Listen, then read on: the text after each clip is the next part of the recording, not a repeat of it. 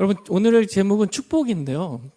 축복하면 여러분 떠오르는 그 마음은 좋은 거잖아요. 그죠? 축복받으면 좋죠. 외국 사람에게도 당신 축복합니다. 그러면 다 좋아해요. 그리고 또 제가 목사인데 스님한테 당신 축복합니다. 그러면 싫어하지는 않아요. 예, 축복한다는 말은 누구나 좋아하는 말입니다. 축복받은 사람. 저 사람은 정말 축복받았다. 이렇게 생각하는 사람들이 있죠. 보면.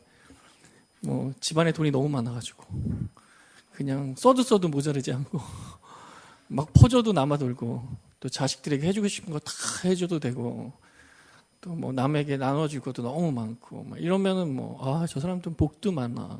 참 어째 이렇게 좋은 집안에 태어나가지고 돈도 많을까, 이렇게 하기도 하고요. 타고난 재능이 너무 좋은 사람도 있잖아요. 재능이 너무 좋아가지고 그 재능 하나로 먹고 살 때 전혀 부족함이 없고, 어떻게 저런 재능을 타고나가지고 저렇게 편하게 살까. 참 이렇게 부러운 사람도 있죠. 그리고 그런 사람들에게 당신 참 복도 많은 사람이에요. 이렇게 말할 수도 있겠고요. 또 어떤 사람은 너무 건강한 거예요. 한 번도 아픈 적도 없고, 치과 한 번 가지도 않고, 요즘 치과 가면 돈이 너무 많이 깨지는데 이빨 하나 고친 적도 없고 건강해요. 그러면 당신 참 복도 많다.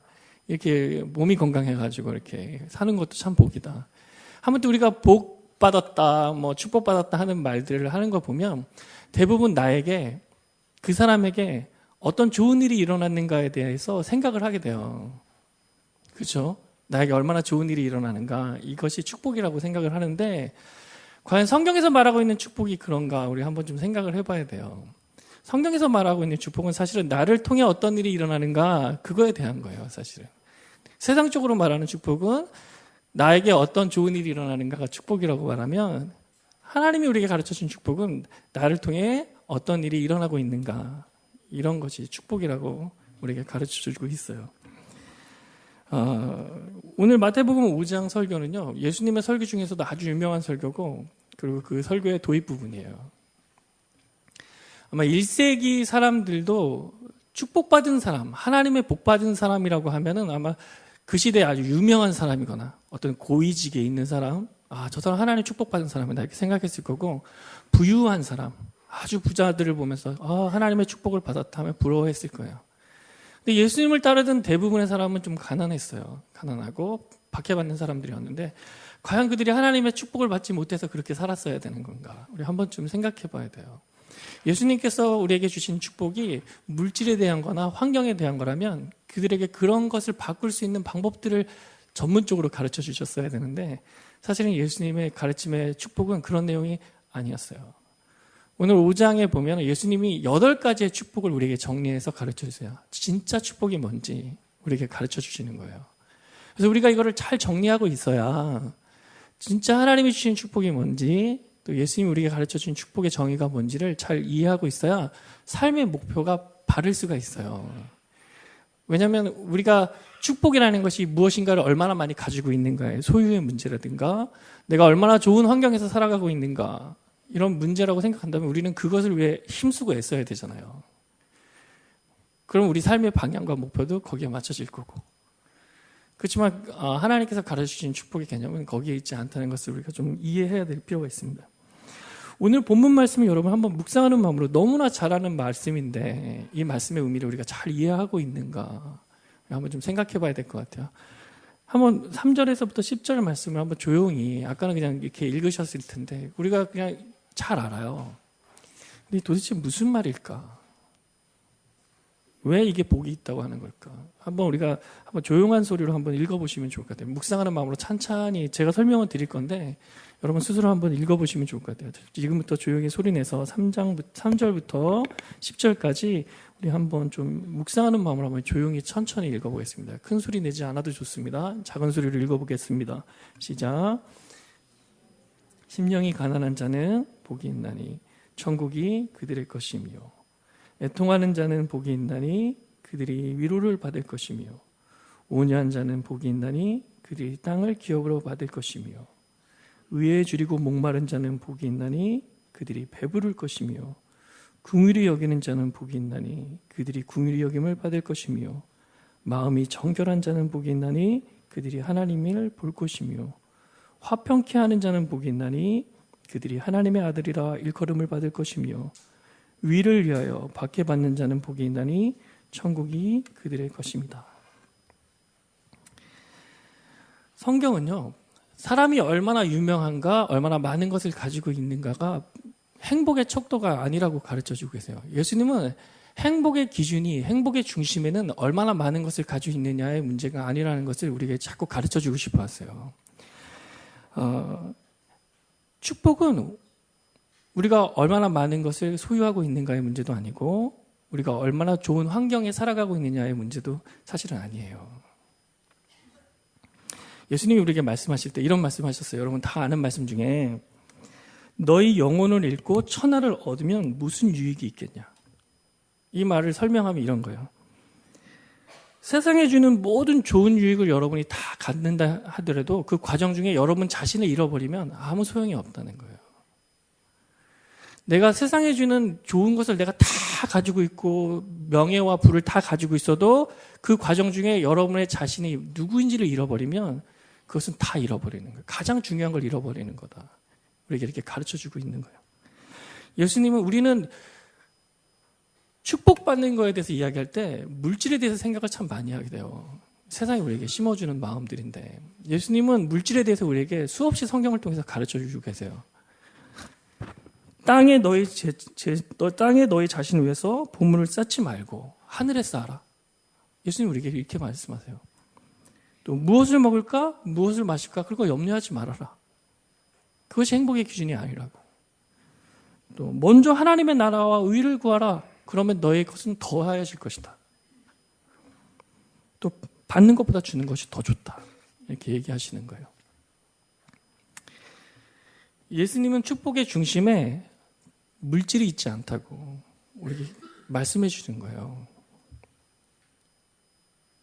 물질이 얼마나 많으냐가 축복의 기준이 아니라 우리가 어떤 사람이 되느냐가 축복의 중심에 있는 거예요. 우리가 어떤 사람으로 살아가느냐가 사실은 예수님이 가르쳐주고 싶어 하시는 축복인 거예요. 세상이 준 축복과 하나님이 우리에게 설명하고자 하는 축복이 다르다면 도대체 이 8가지의 이야기는 어떤 것을 말하는 걸까? 우리가 하나씩 한번 좀 이해해보면 좋을 것 같아요. 여기에 보면 심령이 가난한 자는 복받았다 이렇게 말씀하는 거예요. 마음이 너무 가난한 거예요. 너무 마음이 초라한 거예요. 이 세상적으로 축복받은 게 아니잖아요. 그죠? 근데 예수님은 그런 사람 복받았다 그래요. 왠 줄 아세요? 그런 사람은 하나님만을 의지하기 때문에 그래요. 그런 사람은 하나님만을 추구하기 때문에 그 사람은 복받은 사람이라고 예수님 말씀하신 거예요. 내가 너무 의지할 게 많아서 하나님을 의지하지 않는 사람이 불쌍하다고 예수님 우리에게 대려 말씀하시고 너가 의지할 것이 없어 주님만 의지하면 너는 진짜 축복받은 거라고 우리에게 대려 말씀하시는 거예요. 애통하는 자 복받았다. 애통하는 게 뭐가 좋아요? 막 가슴을 찢으며 고통스러워하는 거. 좋지 않죠, 세상으로는. 근데 예수님이 우리에게 가르쳐줄 때 너가 너의 죄와 싸우고 너의 연약함과 싸우는 그 모습은 너무 복받은 거라고. 내가 너무 부족해서 내가 죄가 너무 많아서 하나님 나의 이런 부족함을 용서해 주세요. 어떻게 하면 주님 앞에 더 정직한 모습으로 살 수 있을까요? 하면서 마음을 이렇게 애쓰는 사람은 복받은 사람이라고. 그것도 모르면서 악하게 사는 사람이 너무 많은데 너는 그거와 싸우려고 하는 너의 모습이 너무 귀하다. 그래서 예수님 그런 사람을 축복받았다 우리에게 말씀하시는 거예요. 온유한 자는 축복받았다. 이게 무슨 말이냐면 나의 하나님의 능력을 의지하고 내 능력을 자랑하지 않는 거예요. 그런 사람 마음이 온유한 거예요. 안 그런 사람은 자기 능력을 뽐내고 싶고 자랑하고 싶어 하겠죠. 그렇지만 내 삶이 하나님의 능력으로 살아가는 것이다 이렇게 생각하는 사람은 마음이 온유한 거예요. 그런 사람은 참 복받은 거라요. 예수님은 그런 사람이 축복받은 거라 이렇게 말해주는 거예요. 의에 줄이고 목마른 사람, 그 사람 복받았다 이렇게 말씀해 주세요. 예수님이. 이게 뭔지 아세요? 여러분의 마음이 하나님을 기쁘시게 하는 것이 가장 중요한 사람이라면 그 사람은 축복받은 거라고 말씀하시는 거예요. 당신의 삶의 기준이 하나님을 어떻게 하면 더 기쁘게 할 수 있을까? 이렇게 생각하고 있다면 그 사람은 정말 복받은 사람이다 이렇게 말씀해 주시는 거예요. 또 긍휼히 여기는 자 복받았다. 여기 말씀에 보면 그런 사람에게 따라오는 축복이 뒤에 또 있어요. 여러분 읽어보시면 다 알 수 있어요. 긍휼히 여기는 자는 축복받았다. 이건 무슨 말씀이냐면 주변 사람들에게 참 친절하고 용서를 하며 살아가는 사람은 참 복받은 사람이다. 그런 거예요. 사람들에게 친절하고 또 나에게 잘못하는 사람을 용서해주고 살아가는 사람은 정말 하나님의 나라에서 축복받은 사람이다. 이렇게 말하는 거예요. 또 청결한 자는 복이 있다. 그 사람은 어떤 일을 하든 동기가 순수하고 깨끗한 사람을 말하는 거예요. 그런 사람은 정말 복받은 사람이다. 어떤 일을 하든 참 마음의 동기가 순수하고 진실한 사람, 복받은 사람인 거예요. 또 화평케 하는 자는 복이 있다. 하나님과 사람 관계를 좋게 해주려고 노력하고 깨어진 사람과의 사랑의 관계에 오해가 생긴 것을 서로 잘 풀어주려고 애쓰고 하는 그런 사람의 모습은 참 복받은 사람이다. 이렇게 하나님께서 우리에게 말씀해 주시는 거예요. 참 좋죠? 그런 사람이 있으면. 또 박해받는 자는 복이 있다고 그렇게 말씀해요. 안 좋잖아요, 박해받는. 이 말이 무슨 말이냐면 끝까지 옳은 일을 위해서 너희가 애쓰는 모습은 참 축복받은 거라고 이렇게 말씀해 주시는 거예요. 그러니까 오늘 8가지의 축복을 예수님이 우리에게 설명해 주는데 세상이 말한 축복과 참 달라요. 세상은 내가 얼마나 많은 것을 가지고 있느냐, 내가 얼마나 많은 것을 소유하고 있느냐에 대해서 축복을 기준을 삼는다면 예수님이 말씀하시는 축복의 기준은 네가 누구냐, 네가 어떤 사람이냐, 거기에 축복이 있다고 말씀하시는 거예요. 당신이 어떤 사람이냐가 축복의 기준이다. 그렇게 말씀하시는 거예요. 그러니까 소유한 물질이 중요한 게 아니라 여러분이 얼마나 많은 물질을 소유하고 있느냐의 문제가 아니라 여러분이 어떤 인격을 소유하고 있느냐가 사실은 축복이라는 거예요. 여러분, 세상에 주는 물질의 축복은 영원한 게 없잖아요. 다 사라지잖아요. 사실 잠시 있다 사라지는 거예요. 계속 바뀌는 거예요. 하지만 하나님께서 주시는 우리의 성품과 우리의 마음가짐은 가리 갈수록 더 아름다워지는 거예요. 누구도 뺏어가지 못해요. 진정한 행복, 진정한 만족, 진정한 평화, 이것은 세상의 물질이 주지 않는다는 걸 아마 여기 있는 분들은 다 아실 거예요. 계속 내 마음을 불안하게 만들어요. 하지만 내 안에 있는 보석과 같은 예수님의 인격은 내 마음에 아무것도 없어도 평안을 주고 남보다 좀 부족해도 내 마음에 위로를 주는 거예요. 안정을 주는 거예요.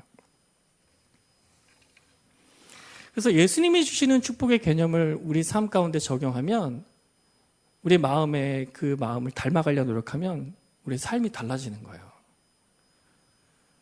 그래서 우리가 예수님을 닮아가면 주변 사람들에게 좋은 영향을 미치게 되는 거예요. 어떤 사람 보면 참 어려운 상황 가운데에서도 그 마음에 평화가 있는 거예요. 그런 사람 보면 영향을 받는 거예요. 참. 근데 어떤 사람은 많이 가진 것 같은데도 참 잘 사는데 저 정도 살면 참 만족해야 되는데 계속 입에서 불평이 끊이지 않고 또 다른 것을 더 구하면서 자꾸 불쌍하게 사는 거예요. 어찌 보면 참 비루한 인생을 사는 것 같은 느낌이 드는 거예요. 늘 비참해 보여요. 정말 행복은 내가 가진 소유에 있지 않고 예수님은 당신의 인격 가운데 있다. 당신의 성품 가운데 있다고 우리에게 말씀해 주시는 거예요. 그래서 결과적으로 축복의 참된 의미는 우리의 소유의 많음이 아니라 우리가 어떤 사람이 되느냐의 문제라는 것을 우리가 마음속으로 좀 새겨야 될 것 같아요. 예수님이 우리에게 말씀하시는 것은 내가 어떤 사람이 되어가느냐, 그 과정이라는 거예요. 그래서 지금 당장 필요한 것들이 있잖아요. 우리가 뭐 자녀 문제도 있고 또 경제적인 문제도 있고 직장의 문제들도 있어요. 우리가 그 문제에서 얻고 싶은 걸 얻기 위해서 지금 당장 나의 인격과 내 마음의 진실함을 포기하고 싶을 때가 많아요. 사실은 타협하고 싶을 때가 참 많아요. 근데 그 순간을 우리가 잘 이겨내고 극복하면 우리에게 새로운 것이 주어져요. 새로운 만족이 주어지고 사라지지 않는 평화가 우리에게 찾아오게 돼요. 근데 우리가 그것을 타협하고 우리가 우리의 인격과 진실한 우리의 마음을 버려버리면 더 큰 고통과 아픔이 우리의 마음을 괴롭히게 되고 우리 삶은 자꾸 무너지게 되는 거예요. 그것은 우리의 선택이 따른 거예요.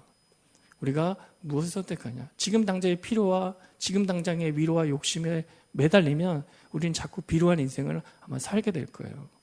하지만 그 순간순간 예수님이 원하는 것에 가치를 두고 내 인격과 성품을 맞춰가려고 노력하면 빼앗기지 않는 보석이 내 안에 자꾸 자라나는 거예요. 그래서 이제부터 우리의 축복의 기준이 내 안에 있는 하나님의 성품을 닮아가는 것이라고 생각한다면 우리의 소유와 우리의 환경이 우리의 마음을 업다운시키지 않을 거라는 거예요.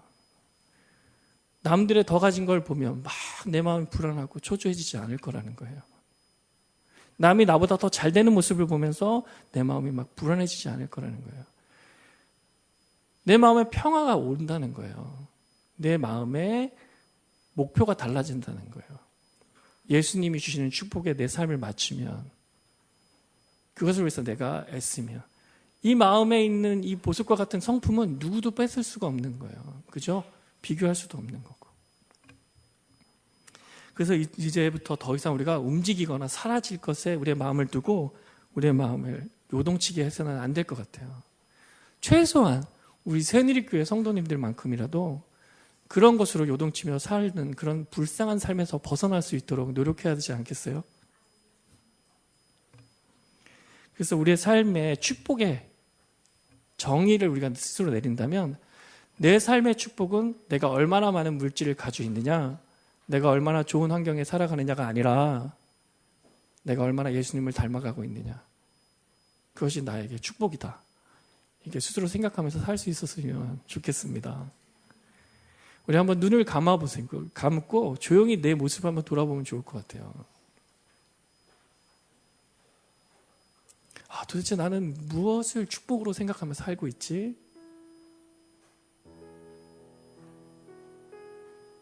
내 마음은 왜 이렇게 요동치는 걸까? 왜 이렇게 만족이 없는 걸까? 내 마음은 왜 이렇게 늘 허전한 걸까? 왜 내 인생은 이렇게 불쌍한 것 같은가? 과연 내 행복의 중심에 무엇이 있는가? 나는 축복의 정의를 뭘로 가지고 살아왔는가? 오늘 들은 말씀을 가지고 여러분의 자신을 한번 돌아보시면 좋을 것 같습니다. 잠시 시간을 드릴게요. 여러분 스스로 한번 묵상해 보세요. 사랑이 많으신 주님, 감사합니다. 너무나 부족하고 연약한 저희들을 사랑해 주시는데 저희들은 아직도 비루한 인생을 삽니다. 아직도 초라한 인생을 살아갑니다. 늘 부족하고 늘 못 가진 것 같고 소유와 환경을 가지고 불평하며 살아가는 저희들을 불쌍히 여겨주시기를 원합니다. 사랑하는 주님, 우리의 삶의 행복의 중심에 과연 무엇이 축복인지 바르게 정의할 수 있도록 저희들을 도와주시옵소서. 진정한 축복이 무엇인지 날마다 우리에게 가르쳐 주셔서 우리가 주님께서 우리를 인도하는 대로 부족하지만 한 걸음 한 걸음 진정한 축복의 의미를 내 삶에 적용하며 살아갈 수 있도록 도와주시옵소서. 그래서 우리가 훗날 더 성숙한 믿음을 가지고 더 진실한 인격을 가지고 이웃을 도울 수 있도록 우리 사랑하는 지체와 자녀들을 도우며 살아갈 수 있도록 도와주시옵소서. 사랑하는 주님, 불쌍한 저희들, 부족한 저희들을 이끌어 주시옵소서. 성령님께서 저희들과 함께할 때 우리는 할 수 있으리라 믿습니다. 세상에 주는 만족이 아니라 주님이 우리에게 가르쳐 주시는 가르침을 따라 한 걸음 한 걸음 살아가기를 간절히 소원하며 이 모든 말씀 우리 주 예수님의 이름으로 기도했습니다. 아멘.